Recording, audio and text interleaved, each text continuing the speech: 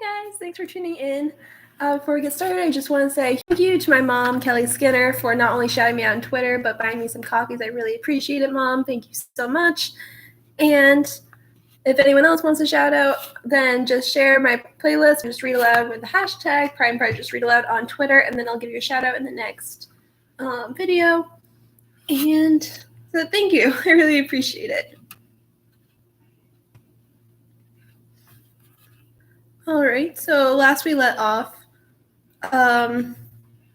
Elizabeth is on a trip with her aunt and uncle to see like the country and everything, and they are going to go to Pemberley, but it's fine because Darcy's not there, so Elizabeth is okay with it because she doesn't want to run into Darcy again after everything that's happened. So they're just going to Pemberley and just kind of like doing the whole touristy thing soon at least.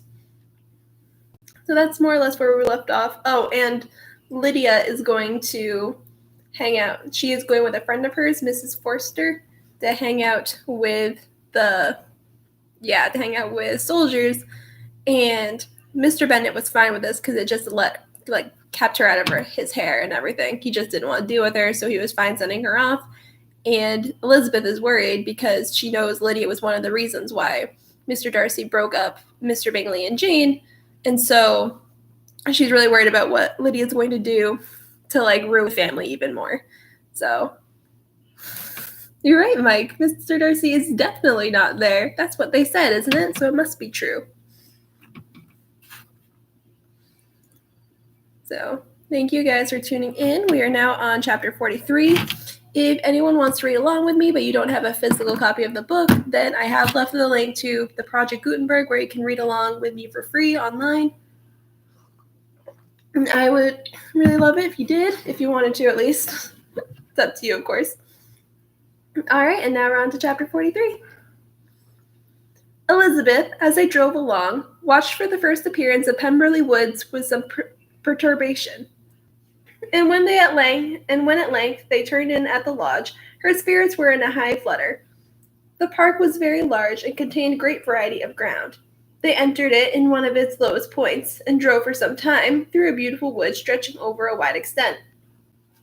Elizabeth's mind was too full for conversation, but she saw and admired every remarkable spot and point of view. They gradually ascended for half a mile, and then found themselves at the top of a considerable eminence, where the wood ceased, and the eye was instantly caught by Pemberley House, situated on the opposite side of a valley, into which the road with some abruptness wound. It was a large, handsome stone building, standing well on rising ground, and backed by a bridge of high woody hills. And in front, a stream of some natural importance was swelled into greater, but without any artificial appearance. Its banks were neither formal nor falsely adorned. Elizabeth was delighted. She had never seen such a place for which nature had done more, or where natural beauty had been so little counteracted by an awkward taste. They were all of them warm in their admiration, and at that moment she felt that to be mistress of Pemberley might be something. They descended the hill, crossed the bridge, and drove to the door. And while examining the near aspect of the house, all her apprehension of meeting its owner returned. She dreaded lest the chambermaid had been mistaken. On applying to see the place, they were admitted into the hall, and Elizabeth, as they waited for the housekeeper, had leisure to wonder at her being where she was. The housekeeper came, a respectable-looking elderly woman, much less fine and more civil than she had any notion of finding her. They followed her into the dining parlor. It was a large, well-proportioned room, handsomely fitted up. Elizabeth, after slightly surveying it, went to a window to enjoy its prospect. The hill, crowned with wood, which they had descended, receiving increased abruptness from the distance, was a beautiful object. Every disposition of the ground was good, and she looked on the whole scene, the river, the trees scattered on its banks, and the winding of the valley, as far as she could trace it, with delight. As they passed into other rooms, these objects were taking different positions, but from every window there were beauties to be seen. The rooms were lofty and handsome, and their furniture suitable for the fortune of its proprietor. But Elizabeth saw, with admiration of his taste, that it was neither gaudy nor uselessly fine, with less of splendor and more real elegance than the furniture of Rosings. And of this place, thought she, I might have been mistress. With these rooms I might now have been familiarly acquainted. Instead of viewing them as a stranger, I might have rejoiced in them as my own, and welcomed to them as visitors my aunt. But no, recollecting herself, that could never be. My uncle and aunt would have been lost to me. I should not have been allowed to invite them. This was a lucky recollection. It saved her from something very like regret. She longed to inquire of the housekeeper whether her master was really absent, but had not the courage for it. At length, however, the question was asked by her uncle, and she turned away with alarm when Mrs. Reynolds replied that he was, adding, but we expect him tomorrow, and with a large party of friends. How rejoiced was Elizabeth that their own journey had not by any circumstance been delayed a day. Her aunt now called her to look at the picture. She approached and saw the likeness of Mr. Wickham, suspended among several other miniatures over the mantelpiece. Her aunt asked her, smilingly, how she liked it. The housekeeper came forward and told them it was a picture of a young gentleman, the son of her late master's steward, who had been brought up by him at his own expense. He is now gone into the army, she added, but I am afraid he was turned out very wild. Mrs. Gardiner looked at her niece with a smile, but Elizabeth could not return it. And that, said Mrs. Reynolds, pointing to another of the miniatures, is my master, and very like him. It was drawn at the same time as the other, about 8 years ago. I have heard much of your master's fine person, said Mrs. Gardiner, looking at the picture. It is a handsome face. But, Lizzie, you can tell us whether it is like or not. Mrs. Reynolds' respect for Elizabeth seemed to increase on this intimation of her knowing her master. Does that young lady know Mr. Darcy? Elizabeth colored and said, a little. And do you not think him a very handsome gentleman, ma'am? Yes, very handsome. I am sure I know none so handsome, but in the gallery upstairs you will see a finer, larger picture of him than this. This room was my late master's favorite room, and these miniatures are just as they used to be then. He was very fond of them. This accounted to Elizabeth for Mr. Wickham's being among them. Mrs. Reynolds then directed their attention to one of Miss Darcy, drawn when she was only 8 years old. And this is Miss Darcy, as handsome as her brother? Said Mrs. Gardiner. Oh, yes, the handsomest young lady that was ever seen, and so accomplished. She plays and sings all day long. In the next room is a new instrument just come down for her, a present from my master. She comes here tomorrow with him. Mr. Gardiner, whose manners were very easy and pleasant, encouraged her communicativeness with his questions and remarks. Mrs. Reynolds, either by pride or attachment, had evidently great pleasure in talking of her master and his sister. Is your master much at Pemberley in the course of the year? Not so much as I could wish, sir, but I dare say he might spend half his time here, and Miss Darcy is always down for the summer months. Except, thought Elizabeth, when she goes to Ramsgate. If your master would marry, you might see more of him. Yes, sir, but I do not know when that will be. I do not know who is good enough for him. Mr. and Mrs. Gardiner smiled. Elizabeth could not help saying, It is very much to his credit, I am sure, that you would think so. I say no more than the truth, and everybody will say that knows him, replied the other.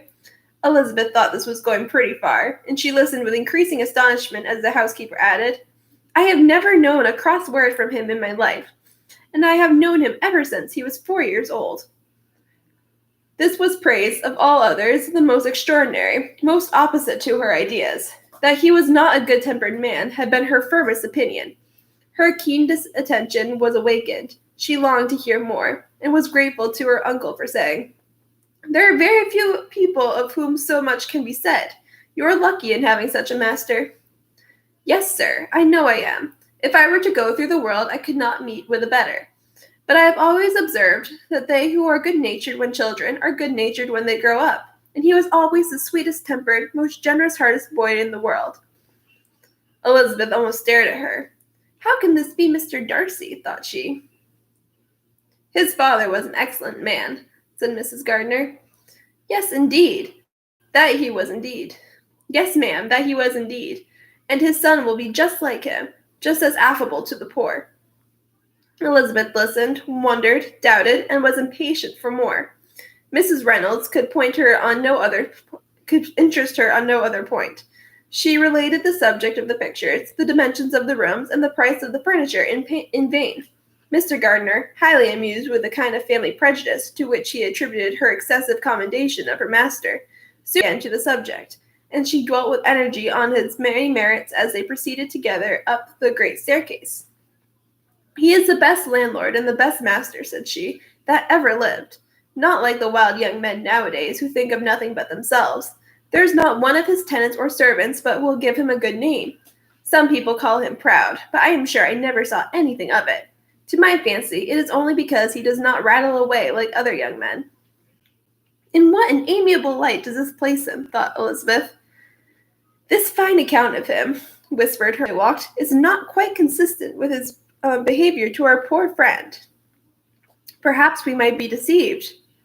That is not very likely. Our authority was too good." On reaching the spacious lobby above, they were shown into a very pretty sitting room, lately fitted up with greater elegance and lightness than the apartments below, and were informed that it was just done to give pleasure to Miss Darcy, who had taken a likeness to the room when last at Pemberley. "He is certainly a good brother," said Elizabeth as she walked towards one of the windows. Mrs. Reynolds anticipated Miss Darcy's delight when she should enter the room. "And this is always the way with him," she added. "Whatever can give his sister any pleasure is sure to be done in a moment. There is nothing he would not do for her." The picture gallery and 2 or 3 of the principal bedrooms were all that remained to be shown. In the former were many good paintings, but Elizabeth knew nothing of the art, and from such as had been already visible below, she had willingly turned to look at some drawings of Miss Darcy's in crayons, whose subjects were usually more interesting and also more intelligible. In the gallery there were many family portraits, but they could have little to fix the attention of a stranger. Elizabeth walked in quest of the only face whose features would be known to her. At last it arrested her, and she beheld a striking resemblance to Mr. Darcy, with such a smile over the face as she remembered to have seen sometimes when he looked at her. She stood several minutes before the picture in earnest contemplation, and returned to it again before they quitted the gallery. Mrs. Reynolds informed them that it had been taken in his father's lifetime. There was certainly at this moment, in Elizabeth's mind, a more gentle sensation towards the original than she had ever felt at the height of their acquaintance. The commendation bestowed on him by Mrs. Reynolds was of no trifling nature. What praise is more valuable than the praise of an intelligent servant? As a brother, a landlord, a master, she considered how many people's happiness were in his guardianship, how much of pleasure or pain was in his power to bestow, how much of good or evil must be done by him. Every idea that had been brought forward by the housekeeper was favorable to his character, and as she stood before the canvas on which she was represented, and fixed his eyes upon herself, she thought of his regard with a deeper sentiment of gratitude than it had ever raised before. She remembered its warmth and softened its impropriety of expression. When all of the house that was open to general inspection had been seen, they returned downstairs, and, taking leave of the groundskeeper, were consigned over to the gardener, who met them at the hall door. As they walked across the hall towards the river, Elizabeth turned back to look again. Her uncle and aunt stopped also, and while the former was conjecturing as to the date of the building, the owner of it himself suddenly came forward from the road which led behind it to the stables. They were within 20 yards of each other, and so abrupt was his appearance that it was impossible to avoid his sight. Their eyes instantly met, and the cheeks of both were overspread with the deepest blush. He absolutely started, and for a moment seemed immovable from surprise, but shortly recovering himself, advanced towards the party, and spoke to Elizabeth, if not in terms of perfect composure, at least of perfect civility. She had instinctively turned away, but stopping on his approach, received his compliment with an embarrassment impossible to be overcome. Had his first appearance, or his resemblance to the picture they had just been examining, been insufficient to assure the other two that they now saw Mr. Darcy, the gardener's expression of surprise on beholding his master must immediately have told it. They stood a little aloof while he was talking to their niece, who, astonished and confused, scarcely dared lift her eyes to his face, and knew not what answer she returned to his civil inquiries after her family. Amazed at the alteration of his manner since they last parted, every sentence that he uttered was increasing her embarrassment, and every idea of the impropriety of her being found there recurring to her mind, the few minutes of which they continued were some of the most uncomfortable in her life. Nor did he seem much more at ease when he spoke. His accent had none of its usual sedateness, and he repeated his inquiries as to the time of her having left Longbourn, and of her having stayed in Derbyshire, so often and in so hurried a way as plainly spoke the distraction of his thoughts. At length every idea seemed to fail him, and after standing a few moments without saying a word, he suddenly recollected himself and took leave. The others then joined her, and expressed admiration of his figure. But Elizabeth heard not a word, and wholly engrossed by her own feelings, followed them in silence. She was overpowered by shame and vexation. Her coming there was the most unfortunate, the most ill-judged thing in the world. How strange it must appear to him! In what a disgraceful light might it not strike so vain a man? It might seem as if she had purposely thrown herself in his way again. Or, why did she come? Or, why did he thus come a day before he was expected? Had they been only 10 minutes sooner, they should have been beyond the reach of his discrimination, for it was plain that he was that moment arrived, that moment alighted from his horse or his carriage. She blushed again and again over the perverseness of the meeting, and his behavior, so strikingly altered. What could it mean? That he should even speak to her was amazing, but to speak with such civility, to inquire after her family. Never in her life had she seen his manners so little dignified. Never had he spoke with such gentleness as on this unexpected meeting. What a contrast did it offer to his last address in Rosings Park, when he had put his letter into her hand. She knew not what to think or how to account for it. They had now entered a beautiful walk by the side of the water, and every step was bringing forward a nobler fall of ground, or a finer reach of the woods to which they were approaching. But it was some time before Elizabeth was sensible of any of it, and, though she answered mechanically to the repeated appeals of her uncle and aunt, and seemed to direct her eyes to such objects as they pointed out, she distinguished no part of the scene. Her thoughts were all fixed on that one spot of Pemberley House, whichever it might be, where Mr. Darcy then was. She longed to know what at the moment was passing in his mind, in what manner he thought of her, and whether, in defiance of everything, she was still dear to him. Perhaps he had been civil only because he felt himself at ease, yet there had been that in his voice which was not like ease. Whether he had felt more of pain or of pleasure in seeing her, she could not tell, but he certainly had not seen her with composure. At length, however, the remarks of her companions on her absence of mind aroused her, and she felt the necessity of appearing more like herself. They entered the woods, and bidding adieu to the river for a while, ascended some of the higher grounds, when in spots where the opening of the trees gave the eye power to wander, were many charming views of the valley, the opposite hills, with the long range of woods overspreading many, and occasionally part of the stream. Mr. Gardiner expressed a wish of going round the whole park, but feared it might be beyond a walk. With a triumphant smile, they were told that it was 10 miles round. It settled the matter, and they pursued the accustomed circuit, which brought them again, after some time, in a descent among hanging woods, to the edge of the water and one of its narrowest parts. They crossed it by a simple bridge, in character with the general air of the scene.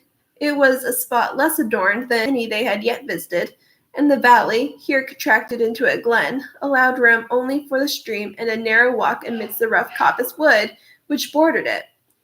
Elizabeth longed to explore its windings, but when they had crossed the bridge and perceived their distance from the house, Mrs. Gardiner, who was not a great walker, could go no further, and thought only of returning to the carriage as quickly as possible.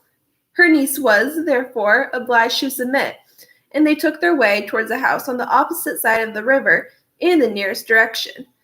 But their progress was slow, for Mr. Gardiner, though seldom able to indulge the taste, was very fond of fishing, and was so engaged in watching the occasional appearance of some trout in the water, and talking to the man about them, that he advanced but little.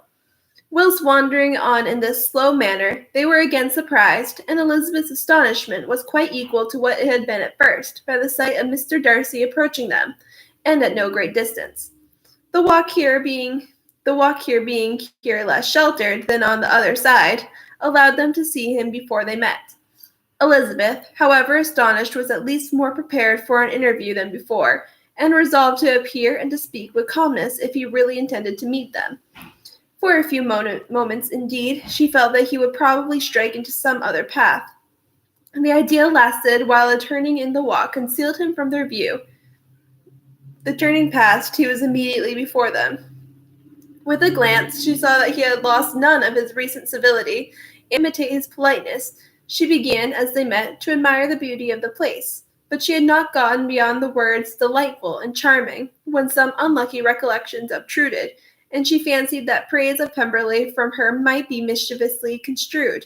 Her color changed, and she said no more. Mrs. Gardiner was standing a little behind, and on her pausing, he asked her if she would do him the honor of introducing him to her friends. This was a stroke of civility for which she was quite unprepared, and she could hardly suppress a smile at his being now seeking the acquaintance of some of the very people against whom his pride had revolted in his offer to herself. What will be his surprise, thought she, when he knows who they are? He takes them now for people of fashion. The introduction, however, was immediately made, and as she named their relationship to herself, she stole a sly look at him to see how he bore it, and was not without the expectation of the decamping as fast as he could from such disgraceful companions. That he was surprised by the connection was evident. He sustained it, however, with fortitude, and so far from going away, turned back with them and entered into conversation with Mr. Gardiner. Elizabeth could not but be pleased, could not but triumph. It was consoling that he should know that she had some relations for whom there was no need to blush. She listened most attentively to all this between them, and gloried in every expression, every sentence of her uncle, which marked his intelligence, his taste, or his good manners. The conversation soon turned upon fishing, and she heard Mr. Darcy invite him, with the greatest civility, to fish there as often as he chose while he continued in the neighborhood, offering at the same time to supply him with fishing tackle, and pointing out those parts of the streams where there was usually the most sport. Mrs. Gardiner, who was walking arm in arm with Elizabeth, gave her a look expressive of wonder. Elizabeth said nothing, but it gratified her exceedingly. The compliment must be all for herself. Her astonishment, however, was extreme, and continually was she repeating, Why is he so altered? From what can it proceed? It cannot be for me. It cannot be for my sake that his manners are thus softened.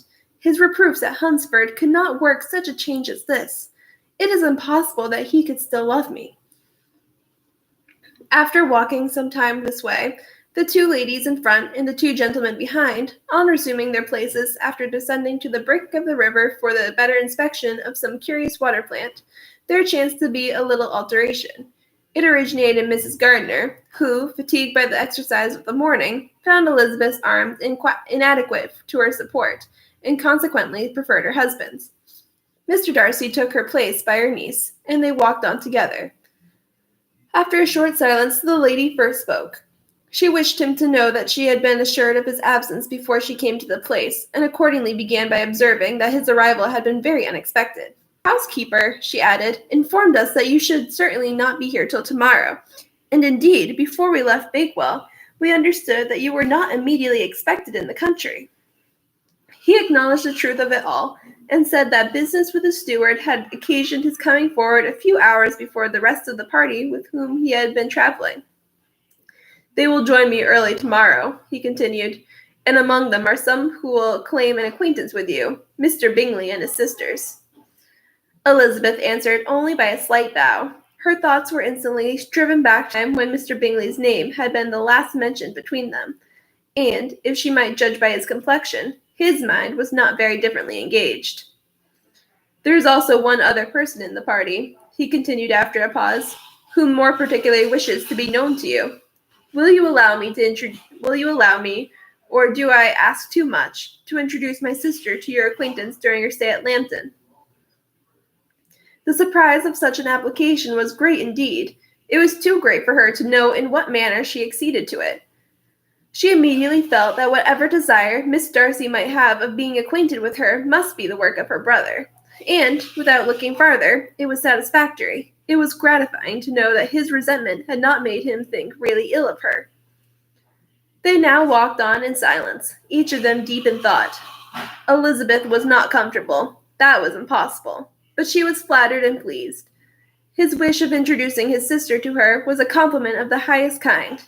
They soon outstripped the others, and when they had reached the carriage, Mr. and Mrs. Gardiner were half a quarter of a mile behind.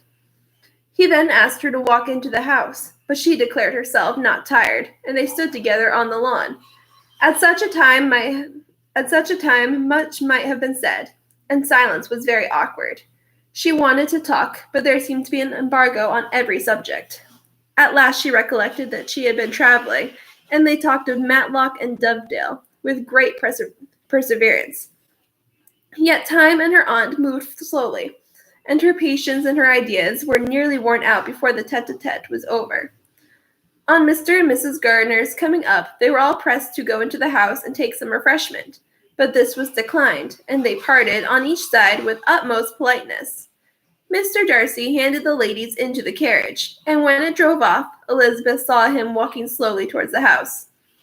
The observations of her uncle and aunt now began, and each of them pronounced him to be infinitely superior to anything they had expected. "He is perfectly well behaved, polite and unassuming," said her uncle. "There is something a little stately in him, to be sure," replied her aunt, "but it is confined to his air, and is not unbecoming. I can now say with the housekeeper, that though some people may call him proud, I have seen nothing of it.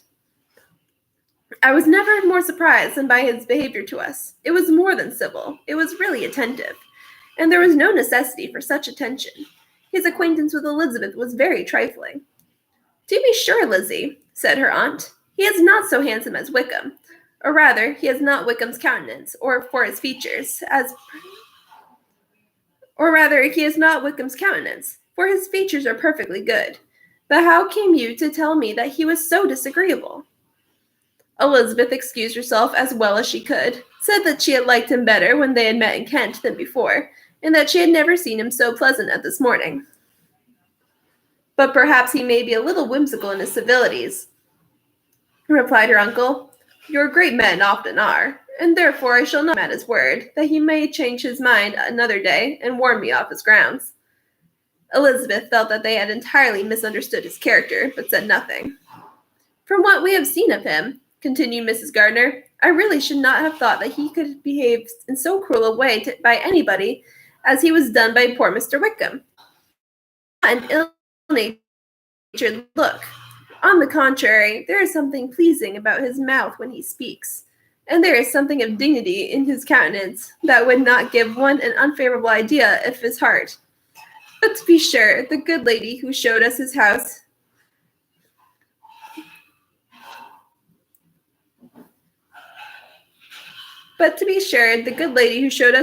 did give him a most flaming character. I could hardly help laughing aloud sometimes. But he is a liberal master, I suppose, and that in the eye of a servant comprehends every virtue."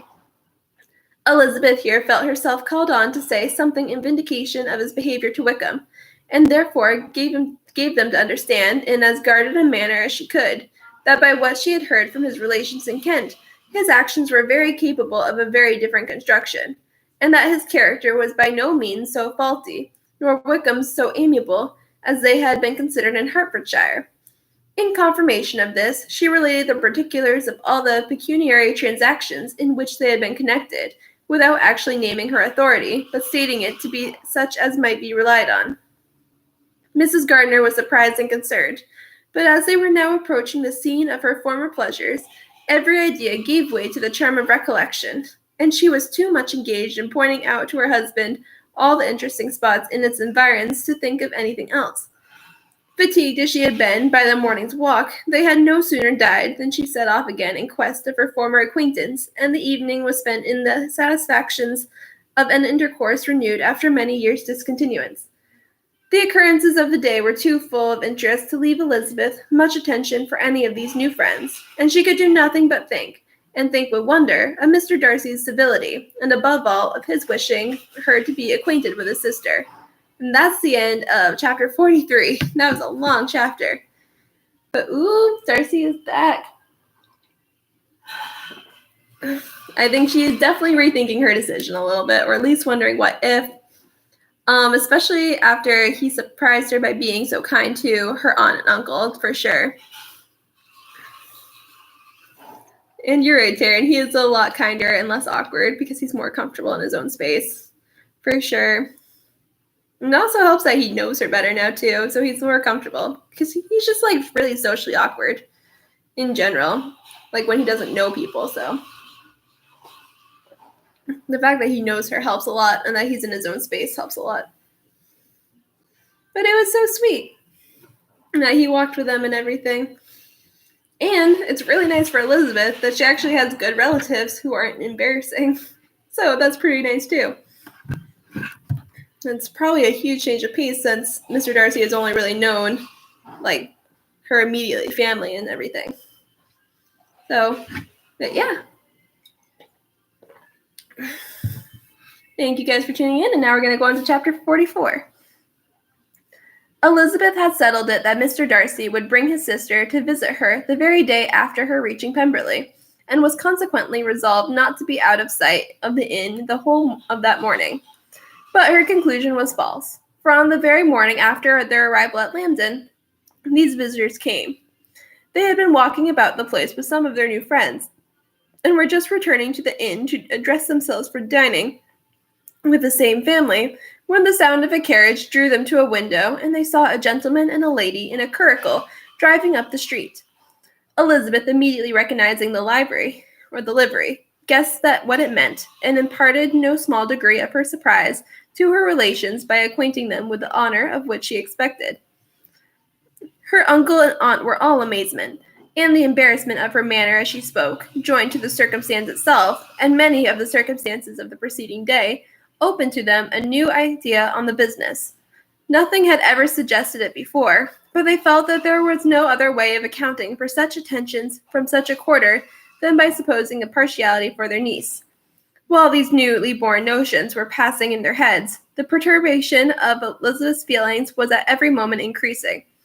She was quite amazed at her own discomposure, but among other causes of disquiet, she dreaded lest the partiality of the brother should have said too much in her favor, and, more than commonly anxious to please, she naturally suspected that every power of pleasing would fail her. She retreated from the window, fearful of being seen, and as she walked up and down the room, endeavoring to compose herself, saw such looks of inquiring surprise in her aunt and uncle as made everything worse. Miss Darcy and her brother appeared, and this formidable introduction took place. With astonishment did Elizabeth see that her new acquaintance was at least as much embarrassed as herself. Since her being at Lambton, she had heard that Miss Darcy was exceedingly proud, but an observation of a very few minutes convinced her that she was only exceedingly shy. She found it difficult to obtain even a word from her beyond a monosyllable.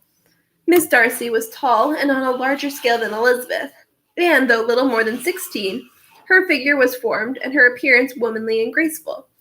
She was less handsome than her brother, but there was sense and good humor in her face, and her manners were perfectly unassuming and gentle. Elizabeth, who had expected to find in her as acute and unembarrassed an observer as ever Mr. Darcy had been, was much relieved by discerning such different feelings. They had not long been together before Mr. Darcy told her that Bingley was also coming to wait on her, and she had barely time to express her satisfaction and prepare for such a visitor, when Bingley's quick step was heard on the stairs, and in a moment he entered the room. All Elizabeth's anger again had long done away, but had she still felt any, it could hardly have stood its ground against the unaffected cordiality with which he expressed himself on seeing her again. He inquired in a friendly, though general way, after her family, and looked and spoke with the same good-humored ease that he had ever done. To Mr. and Mrs. Gardiner he was scarcely a less interesting personage than to herself. They had long wished to see him. The whole party before them, indeed, had a lively attention. The suspicions which had just arisen of Mr. Darcy and their niece directed their observation towards each with an earnest though guarded inquiry, and they soon drew from those inquiries the full conviction that one of them at least knew what it was to love. Of the lady's sensations they remained a little in doubt, but that the gentleman was overflowing with admiration was evident enough. Elizabeth, on her side, had much to do. She wanted to ascertain the feelings of each of her visitors. She wanted to compose her own, and to make herself agreeable to all. And in the latter object, where she feared most to fail, she was most sure of success, for those to whom she endeavored to give pleasure were prepossessed in her favor. Bingley was ready, Georgiana was eager, and Darcy determined to be pleased. In seeing Bingley, her thoughts naturally flew to her sister, and oh, how ardently did she long to know whether any of his were directed in a like manner. Sometimes she could fancy that he talked less than on former occasions, and once or twice pleased herself with the notion that, as he looked at her, he was trying to trace a resemblance. But though this might be imaginary, she could not be deceived as to his behavior to Miss Darcy, who had been set up as a rival to Jane. No look appeared on either side that spoke particular regard. Nothing occurred between them that could justify the hopes of his sister. On this point she was soon satisfied, and 2 or 3 little circumstances occurred ere they parted, which, in her anxious interpretation, denoted a recollection of Jane not untinctured by tenderness and a wish of saying more that might lead to the mention of her, had he dared. He observed to her, at a moment when the others were talking together, and in a tone which had something of real regret, that it was a very long time since he had had the pleasure of seeing her. And before she could reply, he added, "It is above 8 months. We have not met since the 26th of November, when we were all dancing together at Netherfield." Elizabeth was pleased to find his memory so exact, and he afterwards took occasion to ask her, when unattended by any of the rest, whether all her sisters were at Longbourn. There was not much in the question, nor in the preceding remark, but there was a look and a manner which gave them meaning. It was not often that she could turn her eyes on Mr. Darcy himself, but whenever she did catch a glimpse, she saw an expression of general complacence, and in all that he said she heard an accent so removed from hauteur or disdain of his companions, as convinced her that the improvement of manners which she had yesterday witnessed, however temporary its existence might prove, had at least outlived one day.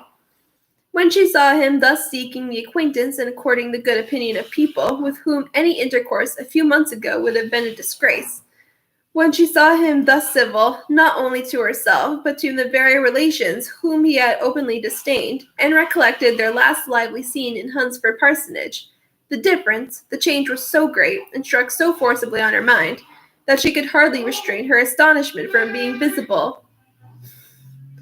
Sorry if you hear anything. Dad and Lucy are playing a game outside.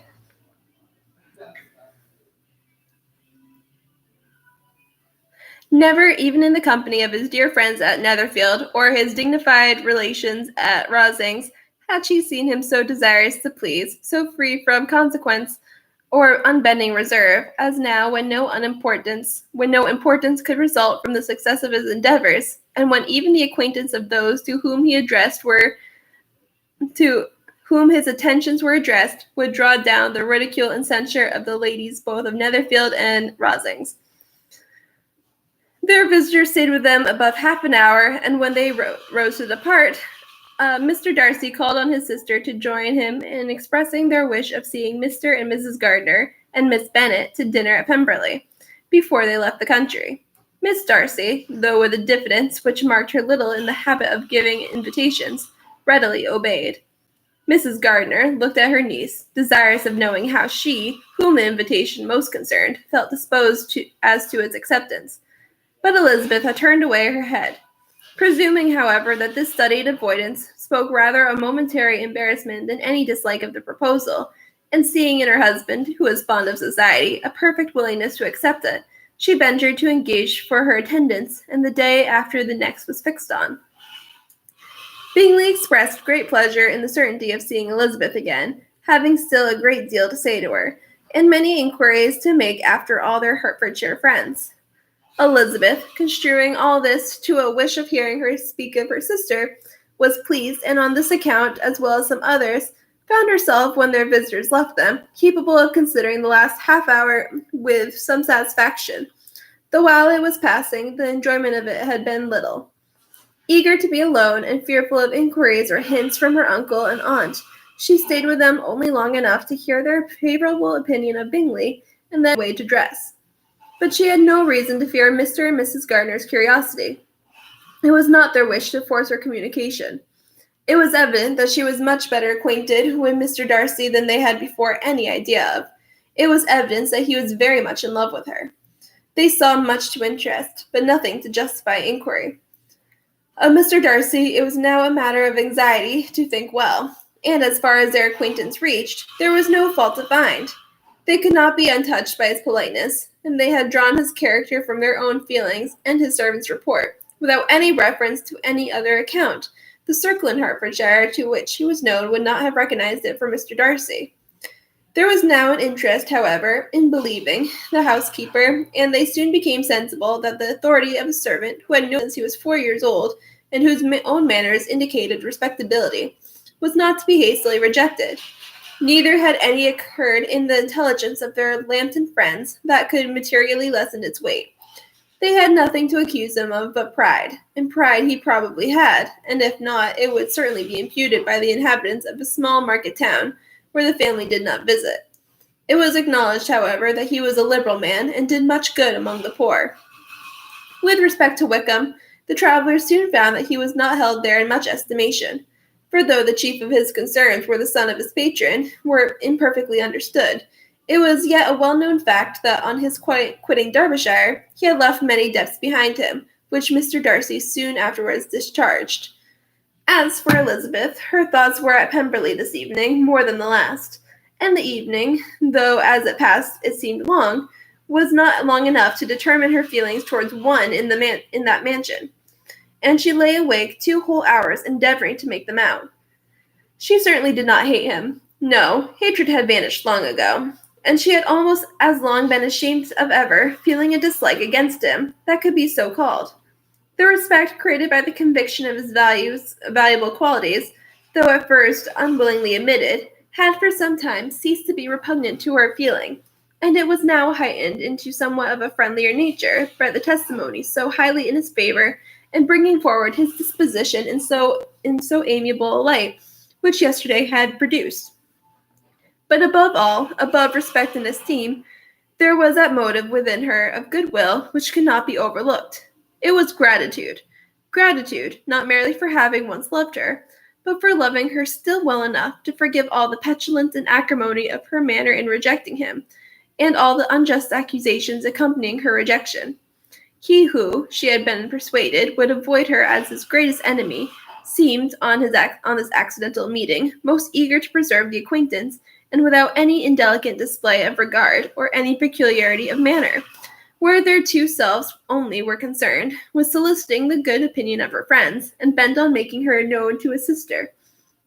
Such a change in a man of so much pride exciting not only astonishment but gratitude, for to love, ardent love, it must be attributed, and as such its impression of her was of a sort to be encouraged, as by no means unpleasing, though it could not be exactly defined. She respected, she esteemed, she was grateful to him, she felt a real interest in his welfare, and she only wanted to know how far she wished that welfare to depend upon herself, and how far it would be for the happiness of both that she should employ the power, which her fancy told her she still possessed, of bringing on her the renewal of his addresses.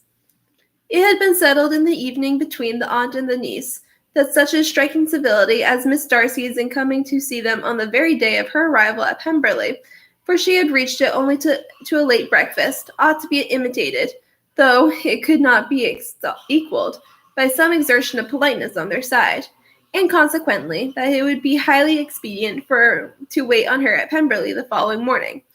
They were, therefore, to go. Elizabeth was pleased, though when she asked herself the reason, she had very little to say in reply. Mr. Gardiner left them soon after breakfast. The fishing scheme had been renewed the day before, and a positive engagement made of his meeting some of the gentlemen at Pemberley before noon. And that is the end of chapter 44. Wow.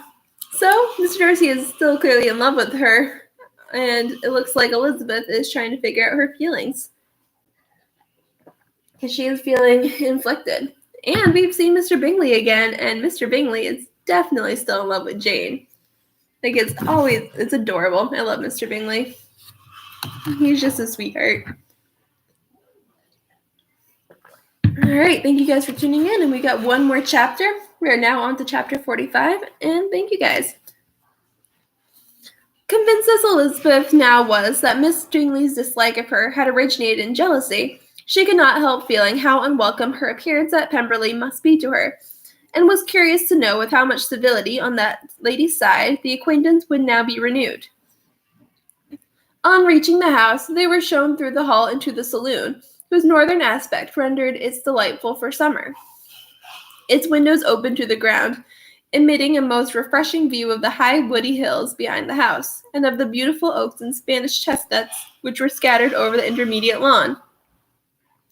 In this house they were received by Miss Darcy, who was sitting there with Mrs. Hurst and Miss Bingley, and the lady with whom she lived in London. Georgiana's reception of them was very civil, but attended with all the embarrassment which, though proceeding from shyness and the fear of doing wrong, would easily give to those who felt themselves inferior the belief of her being proud and reserved. Mrs. Gardiner and her niece, however, did her justice and pitied her. But by Mrs. Hurst and Miss Bingley they were noticed only by a curtsy, and on their being seated, a pause, awkward as such pauses must always be, succeeded for a few moments. It was first broken by Mrs. Annesley, a genteel, agreeable-looking woman, whose endeavor to introduce some kind of discourse proved her to be more truly well-bred than either of the others, and between her and Mrs. Gardiner, with occasional help from Elizabeth, saw that she was herself closely watched by Miss Bingley, and that she could not speak a word, especially to Miss Darcy, without calling her attention. This observation would not have prevented her from trying to talk at her, had they not been seated at an inconvenient distance, but she was not sorry to be spared the necessity of saying much. Her own thoughts were employing her. She expected every moment that some of the men would enter the room. She feared that the master of the house might be amongst them, and whether she wished or feared it most, she could scarcely determine. After sitting in this manner of an hour without hearing Miss Bingley's voice, Elizabeth was roused by receiving from her a cold inquiry after the health of her family. She answered with equal indifference and brevity, and the other said no more. The next variation which their visit afforded was produced by the entrance of servants with cold meat, cake, and a variety of the finest fruits in season. But this did not take place till after many a significant look and smile from Mrs. Annesley to Miss Darcy had been given to remind her of her post. There was now employment for the whole party, for though they could all talk, they could all eat, and the beautiful pyramids of grapes, nectarines, and peaches soon collected them round the table. While thus engaged, Elizabeth had a fair opportunity of deciding whether she most feared or wished for the appearance of Mr. Darcy, by the feelings which prevailed on his entering the room, and then, though but a moment before she had believed her wishes to predominate, she began to regret that he came. He had been some time with Mr. Gardiner, who, with 2 or 3 other gentlemen from the house, was engaged by the river, and had left him only on learning that the ladies of the family intended a visit to Georgiana that morning. No sooner did he appear than Elizabeth wisely resolved to be perfectly easy and unembarrassed, a resolution the more necessary to be made, but perhaps not the more easily kept, because she saw that the suspicions of the whole party were awakened against them, and that there was scarcely an eye which did not watch his behavior when he first came into the room.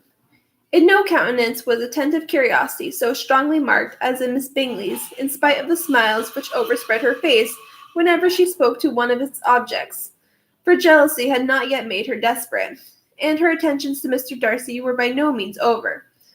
Miss Darcy, on her brother's entrance, exerted herself much more to talk, and Elizabeth saw that he was anxious for his sister and herself to get acquainted, and forwarded as much as possible every attempt at conversation on either side.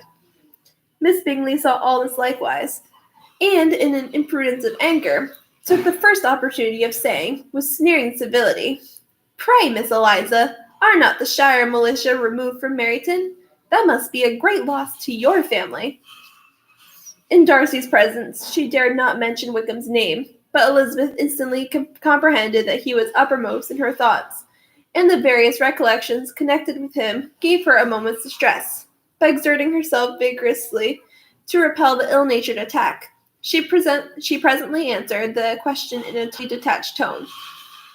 While she spoke, an involuntary glance showed her Darcy, with a heightened complexion, earnestly looking at her, and his sister overcome with confusion and unable to lift up her eyes. Had Miss Bingley known what pain she was then giving her beloved friend, she undoubtedly would have refrained from the hint.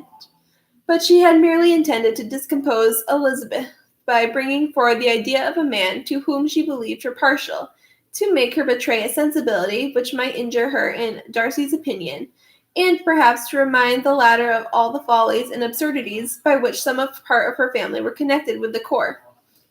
Not a syllable had ever reached her of Miss Darcy's meditated elopement.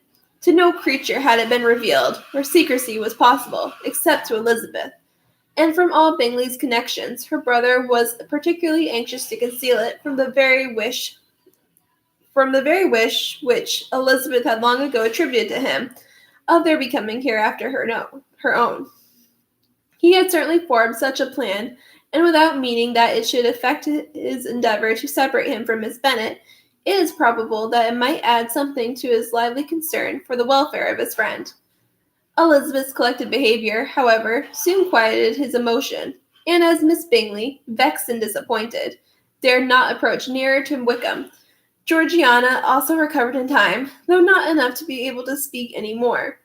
Her brother, whose eyes she feared to meet, scarcely recollected her interest in the affair, and the very circumstance which had been designed to turn his thoughts from Elizabeth seemed to have fixed them on her more and more cheerfully.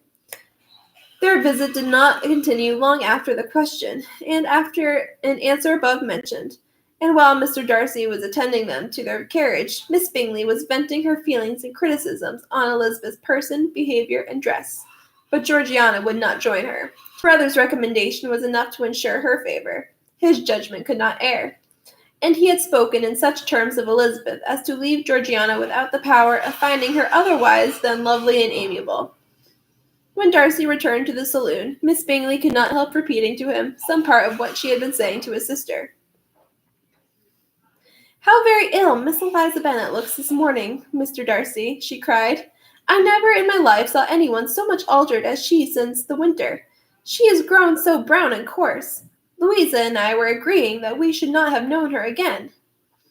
However little Mr. Darcy might have liked such an address, he contented himself with coolly replying that he perceived no other alteration than her being rather tanned, no miraculous consequence of travelling in the summer. "For my own part," she rejoined, "I must confess that I never could see any beauty in her. Her face is too thin, her complexion has no brilliancy, and her features are not at all handsome. Her nose wants character. There is nothing marked in its lines. Her teeth are tolerable, but not out of the common way. And as for her eyes, which have sometimes been called so fine, I could never see anything extraordinary in them. They have a sharp, shrewdish look, which I do not like at all. And in her air altogether there is a self-sufficiency without fashion, which is intolerable." Persuaded as Miss Bingley was that Darcy admired Elizabeth, this was not the best method of recommending herself. But angry people are not always wise, and in seeing him at last look somewhat nettled, she had all the success she expected. He was resolutely silent, however, and, from a determination of making him speak, she continued, "I remember, when we first knew her in Hertfordshire, how amazed we all were to find she was a reputed beauty, and I particularly recollect you saying one night, after they had been dining at Netherfield, 'She a beauty! I should as soon call her mother a wit!' But afterwards she seemed to improve on you, and I believe you thought her rather pretty at one time." "Yes," replied Darcy, who could contain himself no longer, "but that was only when I first saw her, for it is many months I have considered her as one of the handsomest women of my acquaintance." He then went away, and Miss Bingley was left to all the satisfaction of having forced him to say what gave no one any pain but herself. Mrs. Gardiner and Elizabeth talked of all that had occurred during their visit, as they returned, except what had particularly interested them both. The look and behavior of everybody they had seen were discussed, except of the person who had mostly engaged their attention. They talked of his sister, his friends, his house, his fruit, of everything but himself. Yet Elizabeth was longing to know what Mrs. Gardiner thought of him, and Mrs. Gardiner would have been highly gratified by her niece's beginning the subject. And that is the end of chapter 45.